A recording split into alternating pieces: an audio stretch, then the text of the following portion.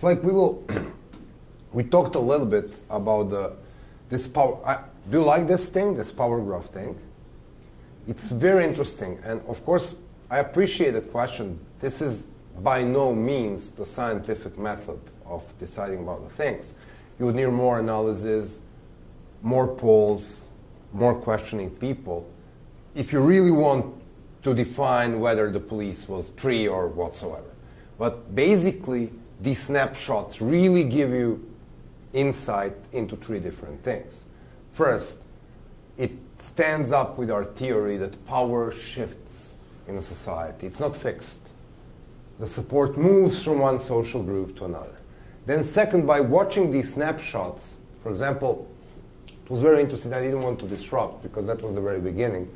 But I keep thinking about this.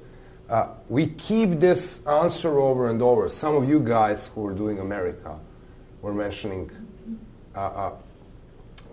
Katrina. And yes, basically what happened after Katrina, and we keep hearing this, is that that was the most vulnerable point of overall mandate of George W. Bush. But the Democrats were stupid to exploit. Because Americans were shocked to the extent where state could not deliver. And we were talking about this in class and thinking about this, and I had a variety of students from America, and I always try to tease them with this, like, what do you think about Katrina? Because I like this analysis. And then Sandy happened and almost ultimately made Obama elected. Because the response was as expected. This is very, very interesting, very, very interesting issue. And when you look at it in other countries, and specifically how, for example, the last big tsunami influenced Burmese transition. You had this very, very rough government all the way till 2007. And then you have a huge problem, 2008, 2009, with a natural catastrophe which killed a ridiculous number of people. I don't even know. Officially, it's 150,000. It's probably 3 times more. And then the generals were absolutely incapable to deliver. And then you had NGOs going to the poor villages, actually collecting corpses from the war to prevent the cholera outbreak days before the military was even capable to get there. And this is one of these. This is where Tien Shan actually pushed his idea of decentralization, because his major argument, the reformist general in Burma, was that, I mean, this is the clear proof that the centralized government cannot respond even to the catastrophe. And come on, this is Burma. You have the natural disaster like this every once in 10 years. This is the climate where these shit's happening. I mean, it's like, so when you look at that, you want to look at the Haiti, you want to look to the other places. It's very interesting how this natural catastrophes really put the government on the test. And this is yet another proof that in many, many cases, these movements, if they are working under the conditions of harsh oppression, can find their social space on non-political issues. These are non-political issues. You go there, you help people. So when you look at the local situation. So beware and look at it. We will spend next hour or so talking about the 2 things. And I'll try to introduce you into 2 more concepts in nonviolent struggle. And we'll do one of these, the methods tomorrow, and do the variety of stuff. So what we are going to look at is that mechanisms of change. And we want to look at how the mechanisms of societal change and how these mechanisms the movement use are very much alike things we know from our common life. Okay, so this is where we are going to look into the 4 levels of the things the movements can do, the lobby groups can do, but also 4 things the people can do. This is the graph we are going to explore now. And I really love putting this into the traffic signs, because that's a very easy way to understand. So first thing, when you have a problem in the society or have an issue in the society, or you really want to achieve something in your life, is to use the mechanism number 1. And there are level after level. So the first one is very easy, and this is the mechanism of the conversion. So you have an issue, or you want to change the stuff, or you have an attitude, and two of us, we talk. And like by the power of your arguments, I somehow persuade you to take my stance. Like probably some of you guys entered this classroom, or I know a bunch of the people entered our presentation in Council of Foreign Relations last month because it's full of hawks, with this genius idea that bombing countries has to do something with a democratic change. And then you show them power graph, and then you give them the blunt example of 9/11 and how hitting the country from the outside actually make people rallying around the leadership. And then if it doesn't work, you show them numbers and polls, like the Bush rating was the biggest after 9/11, Milosevic rating was the biggest during the bombing. I mean, these are facts. And then, you just tell them, okay, it's like 10 of us, we may disagree about every single issue, but if there is a bear in front of this door, we'll find a way to get rid of bear. And then, continue arguing on whatever issue. And then because my arguments are very healthy, you may be converted to my point of view. So the conversion is a mechanism where you shift your point of view or your behavior willingly. I somehow persuade you to shift your point of view. In nonviolent struggle, there are so many. I mean, every day, the different political parties, they will sit down, they will talk about the taxation, they will find ways to avoid fiscal cliffs of this world, blah, blah, blah. So conversion is a simple method, and it's all the way around us. And then you have the different groups, and they would lobby for, cleaner technologies, blah, blah, blah, blah. And you will find every single time decision makers being converted from one point of view to another. This is a very common thing, and it happens in everyday life very often. Unfortunately, when we talk about the political space or the political power, people don't change their views or attitudes so easily. So sometimes movements need to use step 2, which we call accommodation. Accommodation differs from the conversion because you need to perform the small irritation. You need to do something small, a small protest, a small petition, a small acts of resistance, a small dilemma action, a small mocking activity, a street theater, a poster. And then you somehow irritate your opponent. So what is happening in an adjustment or accommodation, however you call it, is that your opponent doesn't change the point of view, but he does what you want him to do. You understand? Anybody here having a small brother or sister or son or daughter? Okay, it's Sunday afternoon. And your little sister wants to go to watch this stupid movie in the cinema. And this is your only free afternoon, and you, of course, have completely different plans. And then it starts doing like, I want to go there, I want to go there, I want to go there. Kids are masters of accommodation. So you end up watching the stupid movie without wanting to. You still don't want to watch the stupid movie, but you end up by watching this movie. So this is accommodation. So depending on what you want to achieve, you would pick different methods. That brings us to the place number 3. Sometimes your opponent doesn't want to accommodate. He wants to continue struggle. But you, in a nonviolent means, coerce the opponent to do what you want to do. This is the story Slobo told you. October the 5th, Milosevic lost elections. He didn't want to recognize that he lost elections. There was a general strike in the country. He didn't give a shit about the general strike in the country. There were 1 million people in front of the parliament. His great idea was to call upon the chief of staff of the military to tell him that the tanks should go on the street. There was only one problem. There was nobody out there to pick up that phone. So he wanted to continue struggle, but you took the pillars, and there is no way he can continue struggle. And if this doesn't work, the next step is disintegration. So you destroy the system. You collapse the pillars.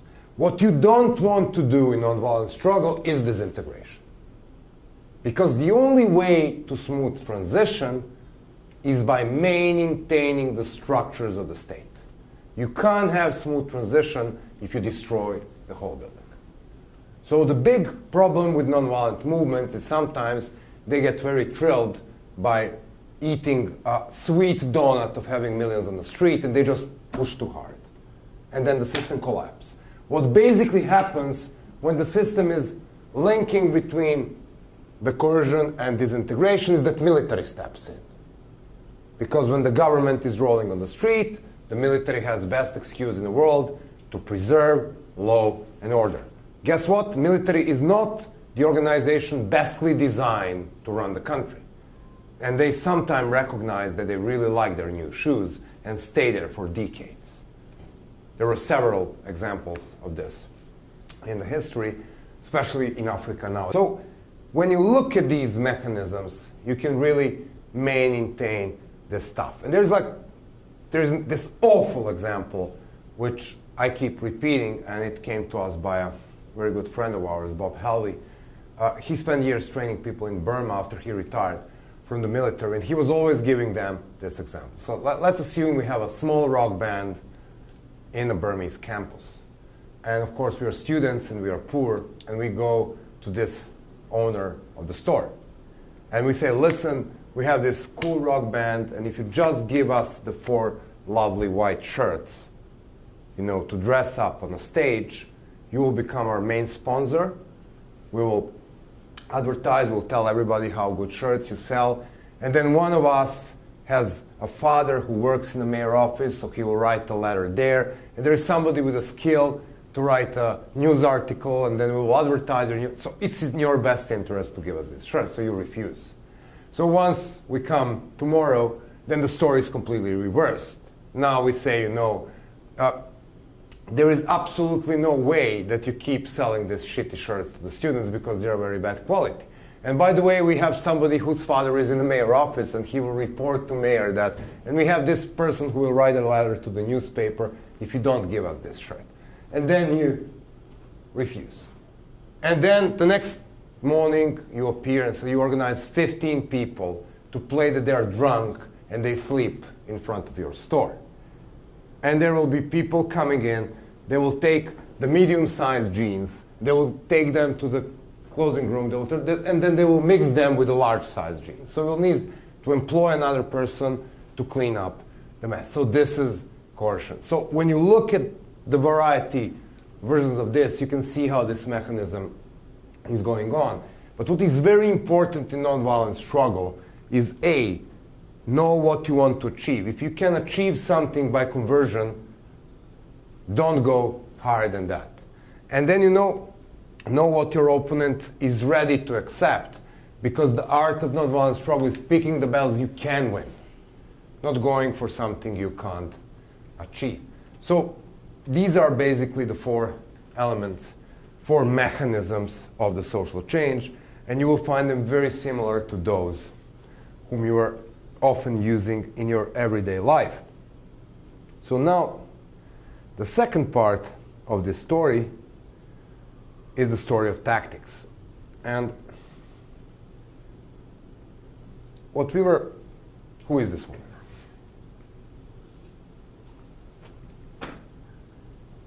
Of course. Tell me the story of Rosa Parks.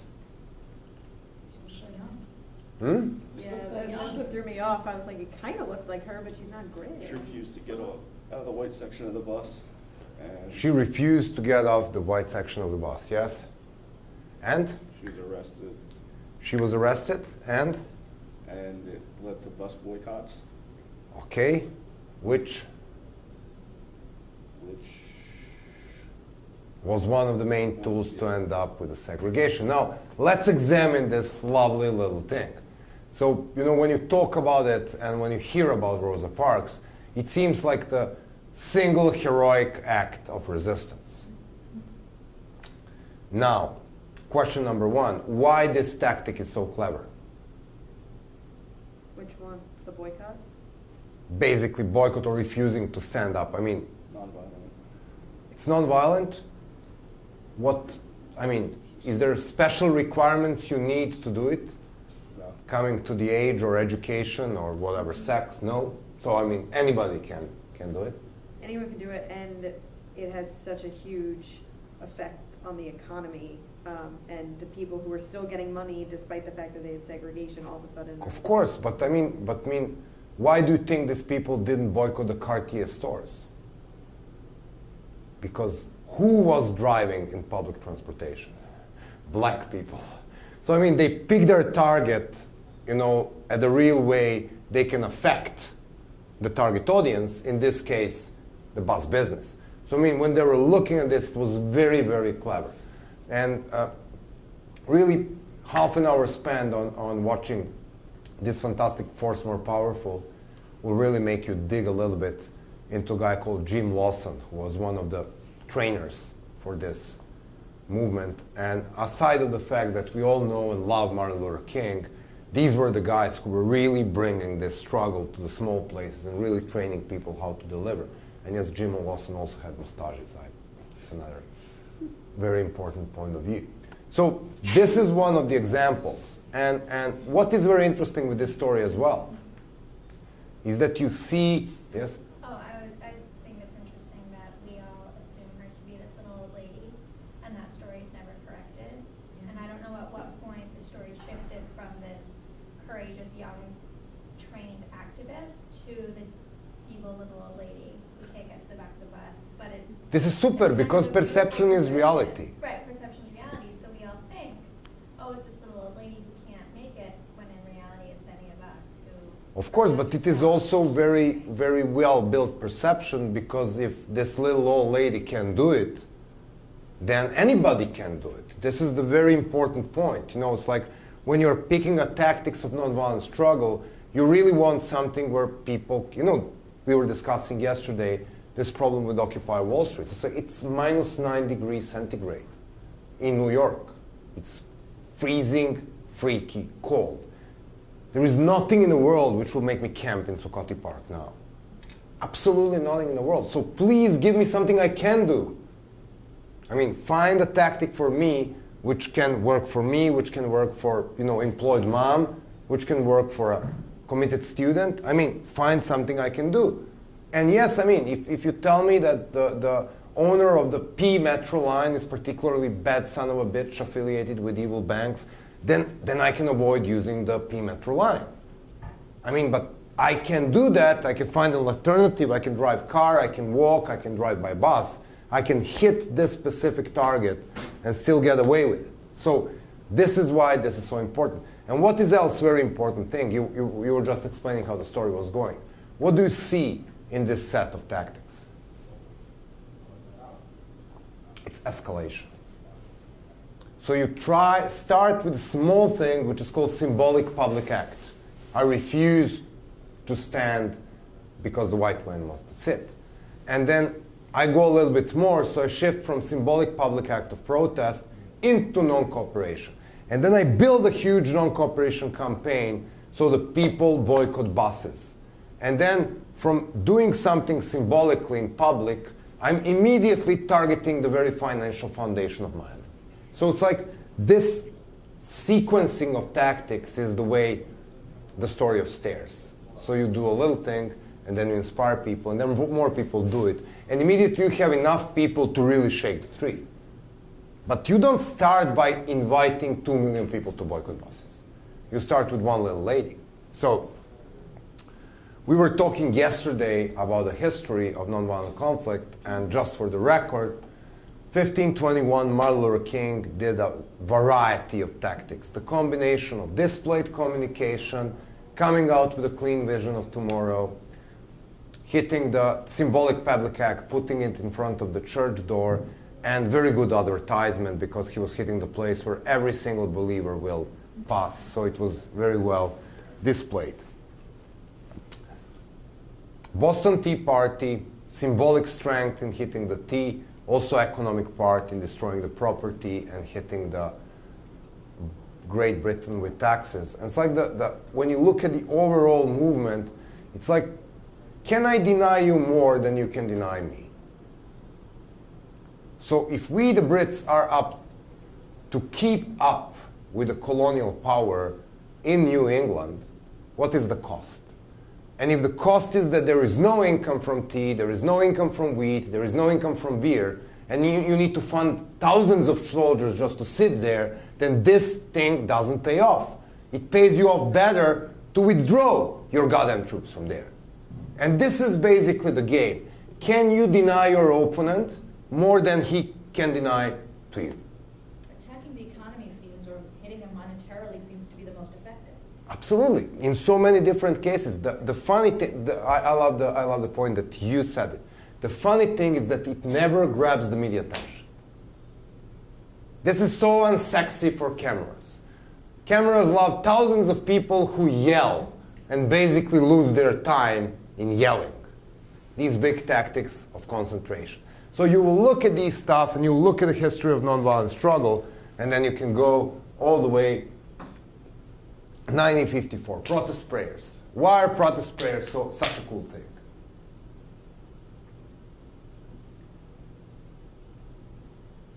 Except for the religious faith reasons. Even in the countries where people can't assemble for political reasons, they still can assemble in church. So this is the place it hosts the people. And then, I mean, how does it look when you shoot the people who are praying in front of you? You are a very bad guy, and they're very good guys. And then, you know, it's like Nazi boycott of Jewish goods. Before smashing the heads of the half of the world, Hitler was very skillful in using methods of nonviolent struggle, specifically propaganda. He was the master of radio and television. And before the Jews were really hit hard, they were hit economically, and there was introduced the boycott of the Jewish stores and Jewish goods. Of course, Montgomery bus boycott, the American Civil Rights Movement, we're talking about the large effect of the social and economic non-cooperation. So have you heard about this thing? It's Nestle boycotts. It was in the 70s or 80s? Yes. The contaminated milk? Baby formula. Baby formula. This is the lovely company called Nestle, producing lovely sweet chocolate, was producing a particularly bad baby formula, which is basically the long-standing powder milk for infants. For underdeveloped countries, of course. Of course, they couldn't sell it anywhere else because of the regulations, but it was cheap and it was selling well in underdeveloped countries. And we know some people who participated in this specific boycott campaign, but the reason I love to talk about it is that how it was really imposed. So it's like this thing is happening in Africa. So first step was to make everybody aware that this thing is happening in Africa, because it was obviously not happening in New York. So you make New York people aware that this is happening in Africa. And what they were actually basically doing is that they came like boycott Nestle for unethical promotion and sale of infant formula in the third world, genocide for profit. What is this? What they are attacking?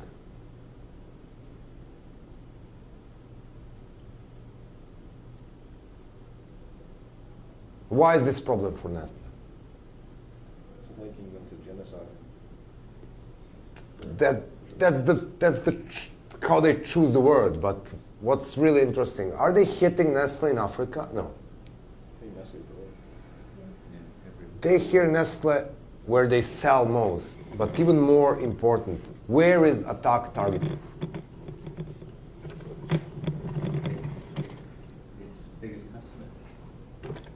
In the terms of selling, but Public relations. brand. So you really hit the big company by attacking the brand. So when you look at these very, very nice guys from, you know, Yes Men? Andy Bilbaum and Mike Bonanno, these two crazy guys from New York. I'm actually going to be in Andy's house day after tomorrow for a party. And they come out last year with absolutely stunning thing. And you know, there was this bailout story, and the big companies were reporting incomes for a quarter, and then, I don't know, second quarter of the year. I don't remember the typical one. And then the GM came out with very large figures, how they are recovering well, and they earned, I don't know how many figures, but let's say 100 millions of something. And Yes Men faked the statement for GM and somehow lured Associated Press to publish it. And they say that GM is going to give up 30% of their income in the second quarter to fight, to help babies with AIDS. And then the goddamn GM need to deny that. Then they need to step out and say, no, the GM will not give up the profits to help babies with AIDS. So this is typical game. So you hit the brand, and this is where they're most, I mean, you know British Petroleum? What's the color of their logo? Green. Why? Are they using British Petroleum? No, they're using Beyond Petroleum for 10 years now because they want to show that they are environmentally very concerned. Of course, sometimes shit hits the fan and they screw the goddamn Gulf. But it's like when you look at these things, you look how really big these big players, and specifically on the market of the companies, they're investing so much effort and money into preserving their brand, and most of these campaigns are hitting the brand. So we move a little bit forward in history, and then we have these lovely Tibetan thing. You remember the thing with the flag and with the torch? Tell the story. Lighting the Olympic torch. Yeah, they carried the Olympic torch from different countries, I think. 2008 Chinese Olympics. They were carrying to like in Europe, in America, in Canada, India. Finally, it reached to India. But what happened on the day when they were lighting the torch in Athens? There was a crazy guy with a flag saying "Free Tibet," and then the torch moved to San Francisco, and then there was this big transparent on the bridge of San Francisco, iconic place, saying "Free Tibet." So they were hitting the flag to the point where Chinese bring troops to Himalaya because they were so panicked that on the top of the Himalaya there will be a sign "Free Tibet."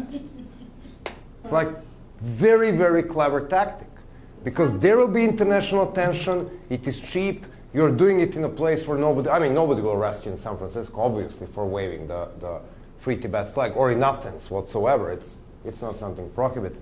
So they waited for their moment, and they put the visibility by following and torturing the torch because they knew the Chinese government is spending so much money and effort and energy into showing off with this Olympics. So they hit where it hurts. And these tactics were effective, they were cheap, they were low risk, and they high media coverage. And this is very cleverly designed. When you look at these things, you know that somebody's thinking. This is not some stupid, blunt attempt of the people to wave the flag.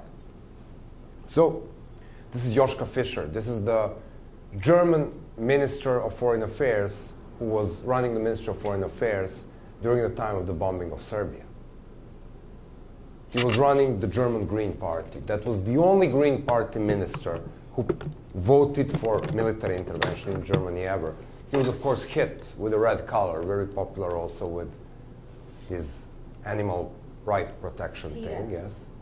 And then he was dismissed from his position, and Green Party couldn't recover for 5 or 6 years. Oh yes, I love this thing. Pira. This is masterpiece, okay? Why? Look at the cost benefit of these tactics. They cost nothing. They always gain cover pages, they always send a message, and they always hit hard. They go for, fashion shows where they know they'll have like 50 paparazzi on the red carpet. And I mean, PETA has been in Belgrade, and they protested in the most bizarre place, in a very calm neighborhood, in front of the British consulate in Belgrade. And that was because the soldiers which are guarding Buckingham Palace are using a certain fur, yes, for these, this. Bear. The beef eaters. Yes, I don't even know the name of the animal. Bear. It's bear. Yeah. So they kill bears to make their caps. And it's like, and this is how the Serbian audience learned about this. I didn't even know that, I know this is the symbol of Great Britain in a very bizarre way, but didn't have an idea what to do. But also there is another side of this thing. Because this irritates people. This irritates people. Well, not you, but try to organize a gay pride in Belgrade. Happened twice. They're that homophobic? They're absolutely homophobic. And you know, when we were discussing this thing, every year we have a gay pride, and every year it has been forbidden by the government at the end, because government can't control ultra-right-wing nuts. And they keep preparing their weapons and Molotovs weeks before the pride. And then the police keep finding these things, you know, hidden around the town, and then they can guarantee the security. And we were discussing this in our class in Belgrade Faculty of Political Science, and we keep telling that the biggest problem with the Serbian gay movement is that they never watched Hard Milk. Need to watch the goddamn movie to see how you get the job done. You build from small victories, you build the bridge between you and homophobic people. It's like, what about instead of showing your naked asses, you just try to clean my neighborhood from dog shit? All the gay people. And they invite all the straight people from this neighborhood to clean the dog shit from them. There wouldn't be an idiot crazy enough to try to stop them. But no, they insist on showing naked asses. You remember the mechanisms of change? This is where you need to be very clever, because you want numbers. In order to get numbers, you don't alienate your potential allies by using the tactics which look too destructive or, you know, too problematic for the majority of the people. This was the story. Somebody had this lovely story. Why do we want women in traditional dressing being in front during the suffrage movement? We don't want these pierced, very nasty, male, lesbian-looking women, because I don't want my daughter to march with them. But you know, if they look just like my mom, then okay. So it's like, you really want to understand how to pack these things and which tactics to use. And when you look at some of these movements, you understand that they start growing when they start moving towards the middle, because it is the middle of the spectrum you want to get to if you want to grow, and without growing, you won't be capable of achieving anything. This is iconic. I love Greenpeace, and it's always very photogenic, and it's always very cool. And it doesn't cost a shit. These are motorcycle owners. They will come out and they will move across the center of the city in a slow rolling motorcade. They wouldn't block the road because it's prohibited, but they will create a complete havoc in traffic. It's like I told you, I can block the city of Belgrade with 200 cars, strategically put on 3 bridges and 2 squares, and driving 5 miles an hour. And we've done that many, many times. This is so easy. And then the biggest problem for the government is that they can't tell who started this thing, because everybody is driving 5 miles an hour. But I suppose that really only works when you've got a cause that you know that a lot of people are behind, because I guess the flip side of it is, if it's just your pet cause, you can piss off an enormous amount of people who may turn against your movement. Exactly. Same with naked asses. Same with naked asses. So you pick the part of the day, and then you don't do this every day, and then this is the pickle battle you can win. You say, I will show you what will happen if you adopt this tax.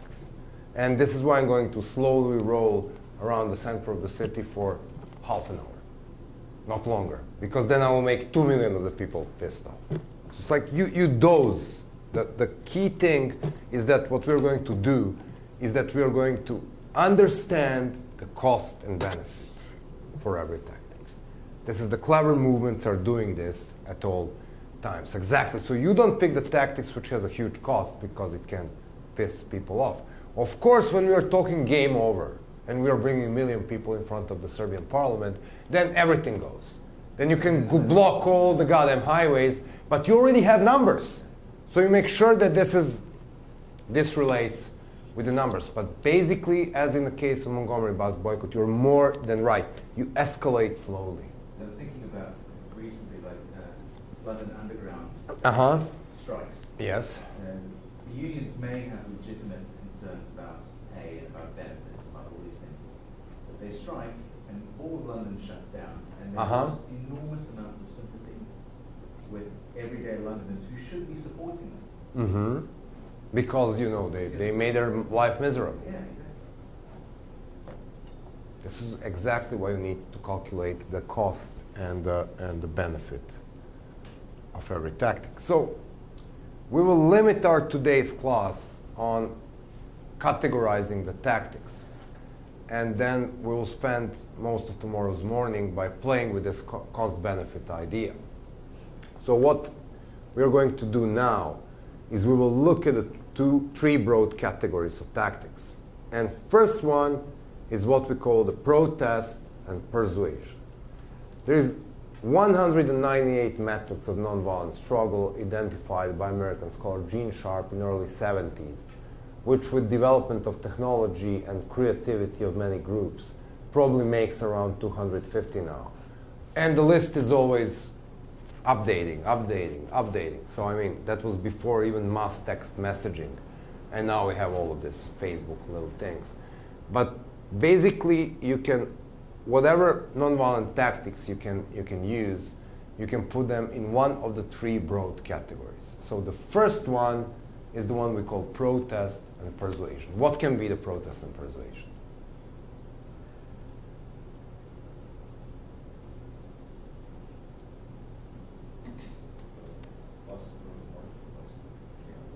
Symbolic public act, yes, typically. Like, if you want to dismantle the professor from the class, what will you do? Make a noise, yes. Symbolic noises, turn on the chairs. You may even think about writing an online petition. These are all the tactics of protest and persuasion, and they're basically made either to convert your opponent or to make opponent accommodated. Yes? Would there ever be a protest where it wasn't being persuasive? Like, you know what I mean? You don't win, they almost always, as long as the protest of some kind is persuasive. Yes, I mean, so, but basically when we are talking about this is the purpose. Because this is what you do. You either protest or persuade your opponent. And this is on the scale of the risk level. This is the lowest level because it requires the least amount of resources and it requires the least amount of the risk. And it basically shows your disaffection with the situation or your interest for the issue, but nothing more than that. And then if you have a compelling opponent, then you may be really happy and get what you want with only a protest, persuasion. But you know, basically this is not it. I mean, take a war in Iraq. Intellectuals were signing the letters. The people were doing public speeches. There were 10 million press conferences and a lot of public marches and rallies and displayed communications and billboards and even TV commercials that didn't stop the war. So basically this shows a disaffection, but protest is not enough. And it has never been enough. So basically it helps you to get a little bit more of the coverage, but basically it's not enough. So next thing you can do, as Rosa Parks said the example, this is non-cooperation. So this is not only making a noise when I speak. This is turning chairs. This is sitting on my class with your lovely iPods in your ears, meaning that you're here, but you're not cooperating. Of course, strikes of all kinds come into the category of non-cooperation. The student strikes, bureaucracy strikes, labor strikes, stay-offs, reporting sick, very cool way to do the stuff. If you want to show the strength of your labor movement, like you will just report sick tomorrow, one day. You will just show me what will happen if I don't accommodate your request. You will all report sick. There will be nobody in the class. This is going to be legal because you can be report sick for one day. But this shows to the leadership or the management of the company that there is a problem and that you're united around this problem. White strike. I mean, white strike is the way the Serbian bureaucracy operates on its normal, but basically the white strike is when bureaucracy pushes paper slower. So what it takes 1 or 2 days, then it takes weeks. And this is a very difficult for government to manage the country where bureaucracy is in a constant white strike. They want higher salaries, professors. They just don't grade students on time. They start classes later. I mean, there are little things people can do which they all drop in a category of non-cooperation. Of course, what can be national can be also international. Typical example of international non-cooperation are boycotting the goods, boycotting the sales, boycotting the rugby team. I mean, there are like 50 to 70 tactics of each of this category. But what is most common with them is that you withdraw support. Very unlike protest and persuasion, where you do something to put a little light on a unjust decision. In non-cooperation, you withdraw your support. You don't do something you would normally do. And it's very powerful. When you look at the last stage of the South African struggle, it was really the situation where non-cooperation brought to the victory, because what you really had is a regime which was internationally isolated, with a very, very high price of everyday oppression in terms of the physical price. You need to maintain the huge military and police force. These people need equipment, they need salary. And the more you push them to do ugly things, the more you need to take care that they are paying on time, because otherwise they will disobey. I mean, obviously South Africa is not Iran, you can't pump more oil. So I mean, there must be some revenue which gets into the budget, which keeps the police and the military running. And then you target the companies which are paying these taxes and creating this revenue. And then at the end of the day, you understand that majority of the buyers from these companies are those who are oppressed. Because if you're selling T-shirts in South Africa, obviously you're selling the majority of the T-shirts to the black people, because they are majority of the buyers. So by buying these goods, they're efficiently funding the oppression against them. So once you explain this to the people and target the very foundation of the oppression, then you can create a real mess. There is a great Palestinian guy I know whose name is Mustafa Barghouti, and he launched a pretty efficient campaign over one fruit juice named Topuzina. He calculated that 70% of the revenue for this juice is coming from Palestinian territories, and the owner is one of the biggest supporters of Netanyahu regime. So what he has done, the moment the Egypt was free and they could easily import any kind of other juices, he organized a huge boycott, combination of the posters with Israeli soldier pointing the Kalashnikov into you, coming from the bottle of the juice, and talking to the different stores to not to stop buying this juice and then buy a juice from Egypt or whatsoever, replace it with some other product. He created hundreds of thousands of losses for this company in Israel alone. It was very, very efficient. So when you look at the structure and how this money is distributed, it is very interesting if you can hit the very foundation of the oppression. And in many, many cases, these things are very useful. There are two problems with non-cooperation campaigns. You can't use them everywhere. If there is no replacement for the product, it's very difficult to boycott it. So if there is no replacement for buses, then you can't boycott buses. If you can use the train instead, then you can use the train instead. So before you call up for the non-cooperation, you need to look whether or not this tactic is achievable. And when you look at these things, then you know the typical example would be Zimbabwe. I mean, there were several calls for general strike in Zimbabwe from the main opposition party. That's Slobo's most beloved Morgan Tsvangirai. He always picks the wrong tactic. I mean, he's a real mess.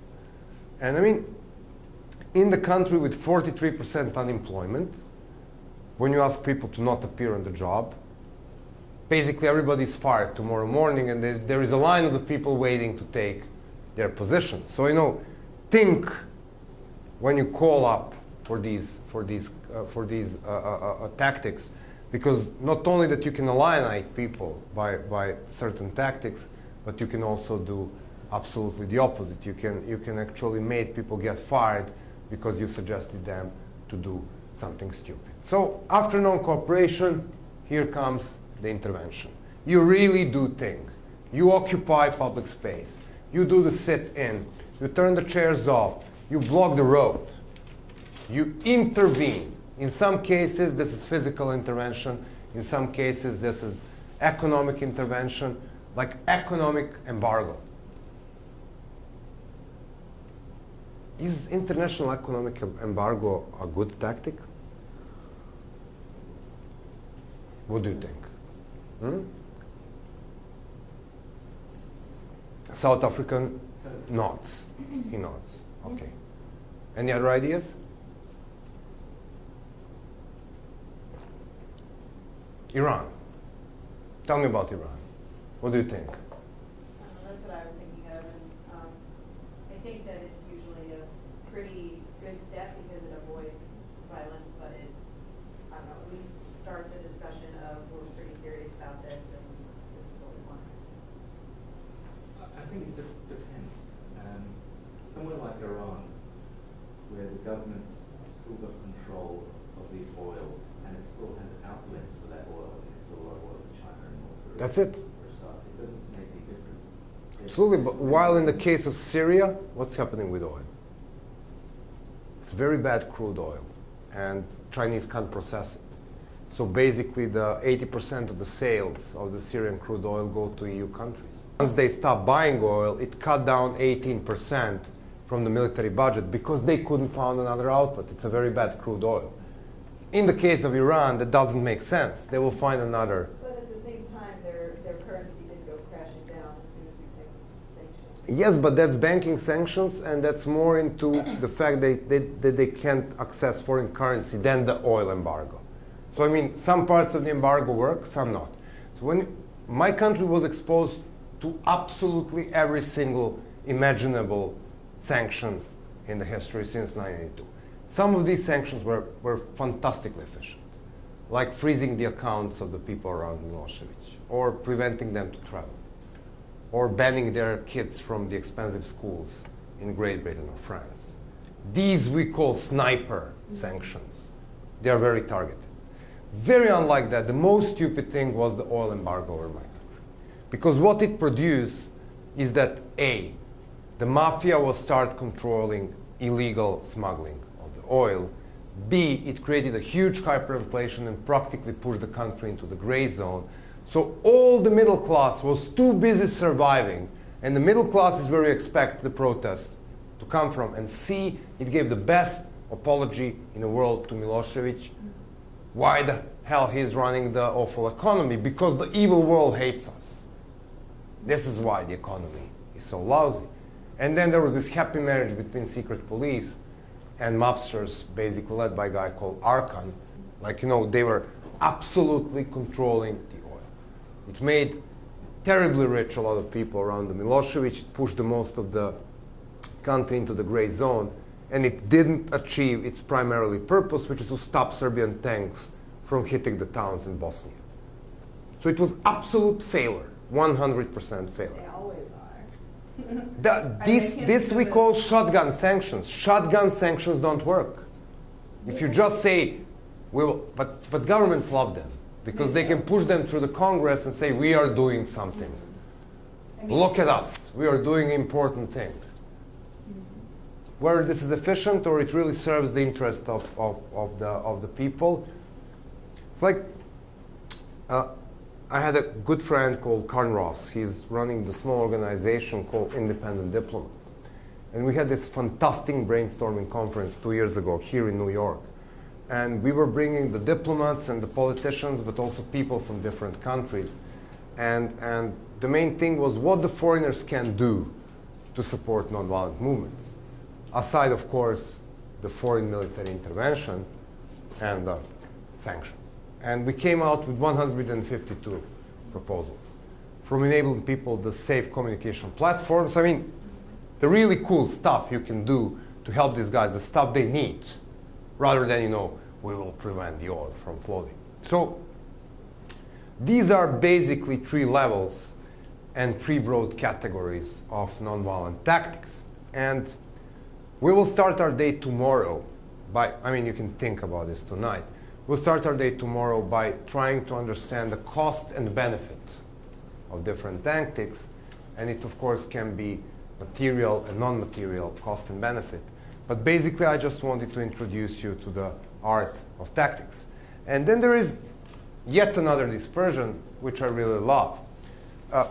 What you really look, and we were discussing this yesterday, what is happening is that because the TV cameras are loving masses, you get a completely wrong impression that people power is about concentrating your resources. You concentrate your human resources on one place. You bring 100,000 people to one location. So whether this is the physical concentration of the resources or the time-wise concentration of the resources, meaning 100,000 people are spending 2 hours of their precious labor time standing on a square and listening to the opposition politician for whom they will definitely vote anyhow, even if they don't lose the time, instead of going out there and knocking the door and persuading people to do something with their lives. This is a time waste. So when you pick on the tactics, you can also look at a very, very different dimension. Okay, we know about the protest, and we know about the non-cooperation, and we know about the intervention, but what we want to explore a little bit is concentration against dispersion. Concentration. You're occupying the symbolic public place, you're marching, you're concentrating your things there. First, resources are concentrated in one place. Second, this is high risk. Why? Concentrating a lot of people is a high risk. They can get arrested. They can get arrested. They can get hurt. They can get hurt. They can hurt somebody. You can't control like a large group of people. And even if you do, you need not to control only one idiot. No. And he'll destroy your 100,000 people march. And there are ways to control it. And when we were talking about the nonviolent discipline, you basically organize it on a 3 level. You preach the nonviolent discipline. You try to physically impose nonviolent discipline, whether by putting your own security between you and the security forces, or putting priests or women in front so you reduce the possibility of any kind of violent outbreak, or creating this carnival atmosphere using drums, using music, using whistles, dancing, doing all of this stuff would decrease the possibility of violent outbreak. 3, you need to monitor potentially violent groups. Violent groups are normally very happy whether they care about the regime or not. In Serbia, they hated the regime. The soccer fans, they just hated the regime. But we spent hundreds of hours negotiating with them not to join our demonstrations and not to carry our symbols. Because the first 100 t-shirts with fists we would give them, we would be doomed. Because they will put them on and attack the police. Within 15 minutes, we'll lose the credibility of the nonviolent. Within 15 minutes. So what you do, you need to take care that these guys don't overtake. And in some cases, you cooperate with the police to isolate these guys. And a very, very good example happened recently when there was this International Day of Solidarity for the Occupy movement. The biggest demonstrations were basically in Rome, Italy. And they have a large anti-globalist / anarchist, I can define it, group. It's called Black Bloc. These guys are well known on appearing disguised on the demonstrations, throwing Molotovs, breaking cars, getting into the windows. Very nice guys. And what the Italian protesters done for the first time, which was very clever, they put a 50 euro reward on the best video and the best photo shot of the people from Black Bloc destroying something. And they post it on the internet and they share it with the police. So they definitely publicly distance themselves from whatever these guys are doing. And they said clearly, we can't prevent these guys from doing it. They will be there doing it. We know that. But we are in no means related to these guys. We don't share their goals. We don't share their aggression. We love the city of Rome. We don't break the city of Rome. And this is how we are going to prove. This is the small application. You download it to your phone. If you see somebody breaking window, have a photo of him or her, post it on the internet, we'll share it with the police. Very clever way. So I mean, there are ways to manage these big rallies. But tactics of dispersion is what we love very much. And we think that they are highly underestimated because they are less attractive for cameras. As Slobo says, we are very slow learners, so we learn different things. So we occupied symbolic public places, 1992. We lived in the Belgrade Student Square. We entered the buildings of the campuses and the rectorate. We brought all the cool rock musicians there, all the intellectuals, all the good-looking guys and all the good-looking girls were having party for 3 months. Milosevic was perfectly happy. He was bringing foreign journalists and showing, look, these people, they shit all over me every day. We have democracy here. 2 corners away, business as usual. He was arming tanks to go against Croatia. So we understood that talking to those who are already persuaded is not working. And that having our small islands of common sense is getting us nowhere. So 1996, 1997, we understood that this is a completely different game. Milosevic had stolen elections. The elections were local. So we had many people pissed off throughout the country. So we organized demonstrations in the same time in 32 different towns. So now you are using the military principle, which you call the distract and dislocate. This creates the havoc for the military forces because they behave, to use my famous Tolkien's quote, they find themselves in the position of too little butter stretched over too much bread. Because it's very easy for them to concentrate around one square and break out with the demonstration. But what about the 32 different times, 32 different towns in the same time? Where they would go? Or will they crash these demonstrations and leave people here protest freely? So every single day for 32 days, we were protesting. And because it was harsh winter, we were marching through the streets of Belgrade and other cities through different routes, you know, making a noise, making this lovely atmosphere. The people will go on windows, they will salute us, they will come out, they will walk a few corners with us, and then they will go back home. So the whole city was participating in this big snake of people running around the city of Belgrade and several other cities. And then the regime first tried to do the crackdown, and they really shoot the rubber bullets and water cannons and the tear gas, but it only made demonstrations more massive. So the response was very big. When they were using force, there were more of us tomorrow. So they learned the lesson and behaving very cunningly. So what they would do, they'll put these police lines, these cordons of standing police, who is not moving with shields, to block us from leaving one square.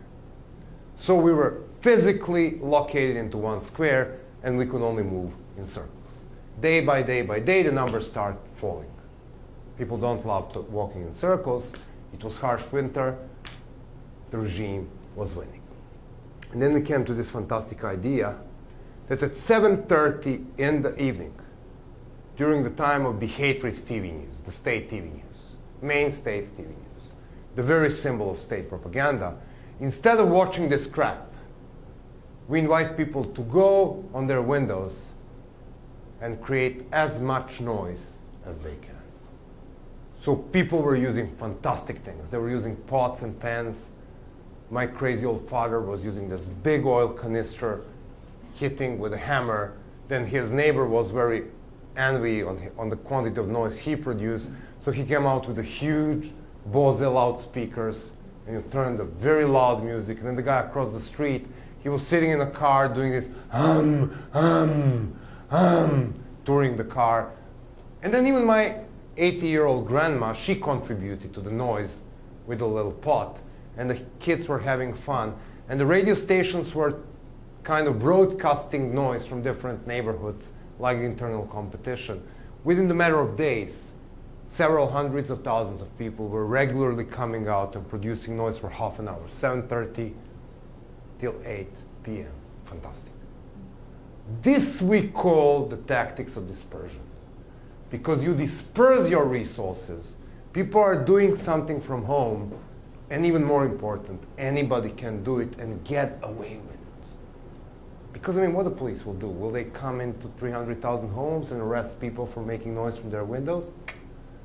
They can't do it even in Bahrain. It's very complicated. Even if you can make it illegal, it is a horror of a logistic to prevent such a tactic. So, 2009, we were talking to Iranians after the Neda was assassinated, this lovely young woman. And then, you know, they were like, we can't go on square. They keep doing the same most stupid thing on the globe. They would go to the same square, 3 p.m. by the same route. So A, they would be arrested on the spot. B, the demonstrations will be broken down. C, they will put them on a camera. And then they will come to their homes once they recognize them in 2 or 3 weeks to arrest them in the silence of their homes. And they were desperate and they were losing numbers. And we were discussing what is this little thing they could do. And then I asked them the questions like, there was this lovely young woman, Neda Aga Sultani, who was assassinated in front of the camera. And I said, is Neda a common name in Iran? And they say, yes, absolutely. This is like Anne, you know, Maria. Anybody name is Neda.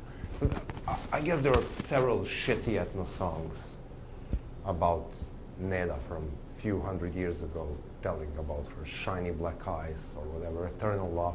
It's like, yes, they are very popular. They're stupid, but they are very popular. So my question was, can we cut the ringtone? How much it takes to create a ringtone? This is a $10, 5 minutes operation. My teenage nephew can do it. I mean, this is not nuclear science. So what happens is that you create a ringtone, and then I give it to the 10 of you, and then you send it to all of your phone book, and then it starts spreading. It's very easy to send it. It's a very small thing. It's a few kilobytes. And then you are sitting in Starbucks, and I'm sitting in Starbucks in the atmosphere of fear. And it is very difficult to identify ourselves as the member of the green movement, because the moment we start wearing something green on us, the regime will be out. And then we get the text message. And I hear Neda. And then she gets a phone call. And then I hear Neda. And then she gets a phone call. And then I hear. And immediately I know we are the many. And they are the few. And we recognize each other. And what the regime will do? Prevent people from using a ringtone from a folk song as a text message sound. How? And even if they make it illegal, how they will prevent you from using it? And how the hell they will discover who started this show first? Because it's everywhere. So there are ways you can make your tactics very, very dispersive, and there are ways you can use these things. And we'll discuss more of these things tomorrow, and tomorrow we'll start by exercising, trying to understand. We'll list the tactics and we'll discuss those you like, and we'll look on them from the points of cost-benefit. Any questions? Okay, let's call it a day.